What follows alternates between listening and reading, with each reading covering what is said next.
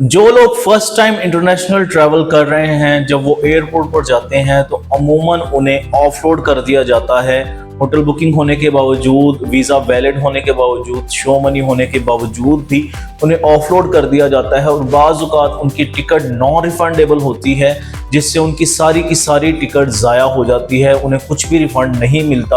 और उनका लाखों रुपए का नुकसान हो जाता है। अमूमन अगर कुछ कंट्रीज़ में देखें, जिस तरह कुछ लोग जो पाकिस्तान से ट्रैवल कर रहे हैं, कुछ कंट्रीज़ ऐसी हैं जिनमें जो फर्स्ट टाइम ट्रैवलर हैं उनको अमूमन ऑफलोड किया जाता है। उनमें अगर मलेशिया देखें, जब लोग पाकिस्तान से मलेशिया जाते हैं तो वहाँ पर अपना असाइलम ले लेते हैं या वहाँ पर ओवरस्टे होकर वो जॉब करते हैं। इस सबब से जो फर्स्ट टाइम ट्रैवलर हैं अमूमन जो मलेशिया जा रहे हैं उनको ऑफलोड कर दिया जाता है। सेकेंडली, अगर कोई लोग अज़रबैजान जा रहे हैं और वो फर्स्ट टाइम ट्रैवल कर रहे हैं इंटरनेशनल ट्रैवल, तो उन्हें भी अमूमन अज़रबैजान जाने वालों को ऑफलोड कर दिया जाता है, क्योंकि जो आगे इमिग्रेशन ऑफिसर होता है उसके माइंड में ये होता है कि आप जाएंगे और आप वहाँ से वापस नहीं आएंगे, या आप असाइलम क्लेम करेंगे, या आप इलीगल एक्टिविटीज़ में इन्वॉल्व होंगे, या आप इलीगली अज़रबैजान से किसी और मुल्क में ट्रैवल करने की कोशिश करेंगे। इन्हीं कुछ वजूहात की वजह से आपको एयरपोर्ट पर ऑफलोड कर दिया जाता है। सेकेंडली, बाज़ औक़ात लोग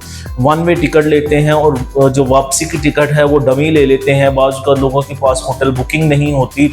और कुछ लोगों के पास शो मनी नहीं होती, तो इन कुछ वजूहात की वजह से आपको ऑफलोड कर दिया जाता है। अगर आप भी इसी मसले का शिकार हैं, आपको पहले ऑफलोड कर दिया गया है, या आप अभी ट्रैवल करना चाह रहे हैं फर्स्ट टाइम किसी दूसरे मुल्क में और आपको इस बात का डर है कि कहीं आपको एयरपोर्ट पर जाकर ऑफलोड ना कर दिया जाए जिससे आपकी टिकट ज़ाया हो जाए, तो कुछ चीज़ें मैं आपको बताऊंगा। अगर आप इनको फॉलो करते हैं तो आप एयरपोर्ट ऑफलोडिंग से बच सकते हैं, आपका टाइम और पैसा दोनों ज़ाया होने से बच सकता है। पहली बात यह है कि जब आप फर्स्ट टाइम ट्रैवल कर रहे हैं तो आप कोशिश करें 1 या 2 दिन की पेड होटल बुकिंग आप ले लें, ताकि जब आप एयरपोर्ट पर जाएं आप उन्हें दिखा सकें कि मेरे पास पेड होटल बुकिंग है। बाकी जितने दिन के लिए भी जा रहे हैं आप रिजर्वेशन लगा सकते हैं, लेकिन कम से कम 1 या 2 दिन की पेड होटल बुकिंग लाजमी लगाएं अगर आप फर्स्ट टाइम ट्रैवल कर रहे हैं। सेकेंडली, आपके पास आने जाने की टिकट जो है वो वैलिड होनी चाहिए, सेम PNR होना चाहिए, जिससे आपको कोई भी प्रॉब्लम नहीं होगी। तीसरे नंबर पर आपके पास कुछ ना कुछ शो मनी होनी चाहिए। जब आप किसी मुल्क में जाते हैं, डेफिनेटली आप वहाँ पर एक्सपेंसेस करते हैं, आपके पास इतने अमाउंट होनी चाहिए कि आपकी जो होटल बुकिंग है, आपके पास अमाउंट जो है होटल बुकिंग की अमाउंट से ज़्यादा होनी चाहिए। बाज़ औक़ात क्या होता है, आप होटल रिजर्वेशन ले जाते हैं और आपके पास इनफ अमाउंट नहीं होती उस होटल के लिए पे करने के लिए, क्योंकि जब लोग रिजर्वेशन लगाते हैं तो अमूमन उस होटल में जाकर नहीं रहते। जब आपसे इमिग्रेशन पे क्वेश्चन किया जाता है आपके पास कितने पैसे हैं, और वो पैसे होटल बुकिंग के पैसों से कम होते हैं, इस वजह से भी आपको ऑफलोड कर दिया जाता है। इसलिए 2 दिन की कम से कम आप पेड होटल बुकिंग लगाएं और साथ में होटल रिजर्वेशन आप लगा सकते हैं। चौथे नंबर पर जब आप इमिग्रेशन ऑफिसर के सामने जाते हैं तो आपको बाज़ औक़ात बोर्डिंग पास दे दिया जाता है और फिर आपसे वो बोर्डिंग पास ले लिया जाता है जब उन्हें शक होता है इस बात पर कि आपको आप जाएंगे और आप वापस नहीं आएंगे। और अमूमन आपका वहाँ पर मोबाइल फ़ोन भी चेक किया जा सकता है, आपकी व्हाट्सएप कन्वर्सेशन जो हैं वो भी चेक की जा सकती हैं और आपके बिज़नेस से रेलिवेंट भी पूछा जा सकता है। और एक बात जो बहुत ज़रूरी है, बाज़ औक़ात जब लोगों को रोका जाता है वो आपसे पूछते हैं कि आपकी मंथली अर्निंग कितनी है, अपनी टैक्स रिटर्न 2025 की दिखाएं कि आपने इस साल गवर्नमेंट को कितना टैक्स दिया है। ये सब चीज़ों की वजह ये है कि वो जानना चाहते हैं कि आप इतने ज़्यादा अमाउंट लगा रहे हैं इंटरनेशनल टूर के लिए, तो क्या आया आप इस कैपेबल हैं इन सारे एक्सपेंस को रैली में बियर करने के, आपने गवर्नमेंट को कितना टैक्स दिया है, ताकि आपकी आमदनी के बारे में वो जान सकें कि आपने टैक्स कितना दिया है और आपको बआसानी क्लियर किया जा सके। इस वजह से अपने मोबाइल में कोई भी ऐसी कन्वर्सेशन ना रखें जिससे इमिग्रेशन ऑफिसर को शक हो कि आप वहाँ पर इलीगल एक्टिविटी करेंगे या आप वहाँ पर इलीगल स्टे करेंगे। सो ऐसी कोई भी बात आपके व्हाट्सएप में नहीं होनी चाहिए। सेकेंडली, अगर आप टैक्स रिटर्न्स जो हैं, आपने जितना भी गवर्नमेंट को टैक्स दिया है, अपने टैक्स रिटर्न्स भी आप साथ लेके जा सकते हैं,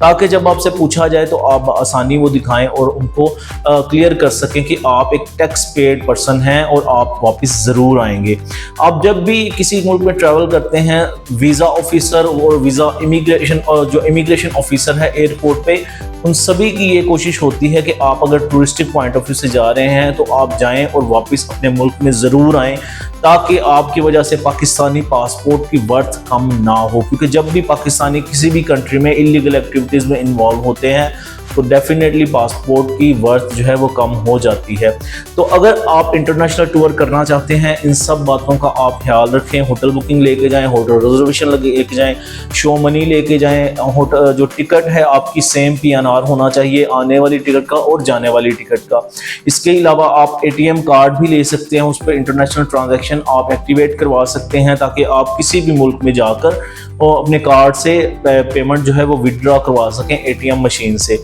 तो ये भी आप इमिग्रेशन ऑफिसर को बता सकते हैं और उन्हें कन्विंस कर सकते हैं कि आप जाएंगे, इतने दिन का आपका टूर प्लान है, आपके होटल का ये नाम है, आपका होटल जो है एयरपोर्ट से इतनी दूर है, आप होटल में किस तरह से जाएंगे, थ्रू टैक्सी जाएंगे या किस तरह से जाएंगे, ऊबर या क्रीम वगैरह आप राइड बुक करेंगे। तो ये सारी चीज़ें आपको पता होनी चाहिए, क्योंकि जो फर्स्ट टाइम एप्लीकेंट एयरपोर्ट पर जाता है वो नर्वस होता है, घबराया हुआ होता है, और बाज़ का सारी चीज़ें होने के बावजूद भी वो अच्छी तरह से क्लैरिफिकेशन नहीं कर पाता, उस वजह से उन्हें ऑफलोड कर दिया जाता है। सेकेंडली, जो इमिग्रेशन ऑफिसर्स हैं डेफिनेटली उनका एक्सपीरियंस होता है, हर रोज़ जो है वो सैकड़ों लोगों को देखते हैं, उन्हें इमिग्रेशन पास देते हैं और बोर्डिंग पास देते हैं, तो इस सबब से उनका काफ़ी एक्सपीरियंस होता है। वो देख के अंदाज़ा लगा लेते हैं कि ये बंदा किस नौइयत का है, आया ये वापस आएगा या नहीं आएगा। तो अगर आपके पास सारे डॉक्यूमेंटेशन कंप्लीट हैं, आपको घबराने की ज़रूरत नहीं, आप कॉन्फिडेंस से इमिग्रेशन ऑफिसर के पास जाएं, उनकी क्वेश्चंस का आंसर दें। अमूमन यही पूछा जाता है, आप कहाँ जा रहे हैं, कितने दिनों के लिए जा रहे हैं, आपके पास शो मनी कितनी है, आप वहाँ पर जाकर किस होटल में रहेंगे,